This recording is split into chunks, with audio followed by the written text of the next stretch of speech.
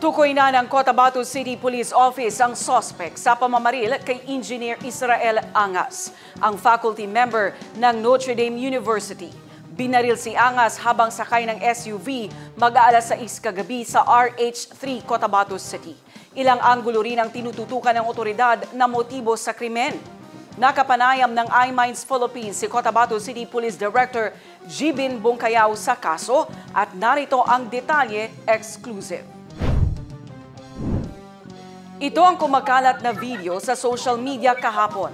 Makikita sa video ang isang SUV at maya-maya pa ay dalawang lalaking sakay ng motorsiklo ang tumigil at nagpaputok ng baril sa puting SUV.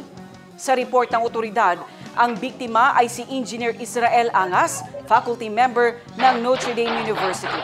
Nakapanayam ng news team si Cotabato City Police Director Jibin Bongkayao matapos kumalat sa social media ang CCTV footage ng sinasabing suspect sa krimen.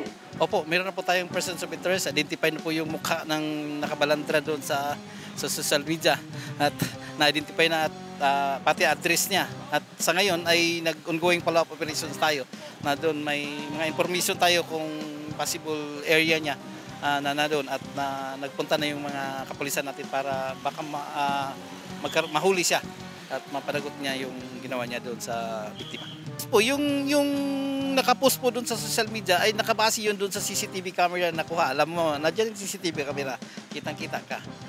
At nandiyan yung CCTV camera at yun ang nakita doon sa footages at kinrap ng social media at kipost doon at hindi siya nakabunit yung suspect. Actually, dyan sa CCTV camera nakita na dalawa yung motorsiklo or dalawa yung motorsiklong ginamit doon sa pamamaril. So, yung unang motorsiklo, yun yung nakikita. Yung pangalawa, yung ongoing pa yung investigation doon. Tukoy na rin ng otoridad ang motibo sa pamamaril.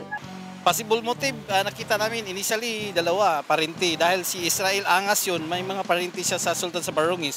So baka mamaya may mga rido or grudge siya doon sa lugar nila. Pangalawa, ay teacher po yun sa NDU at engineer. At may freelance daw yun, contractor din.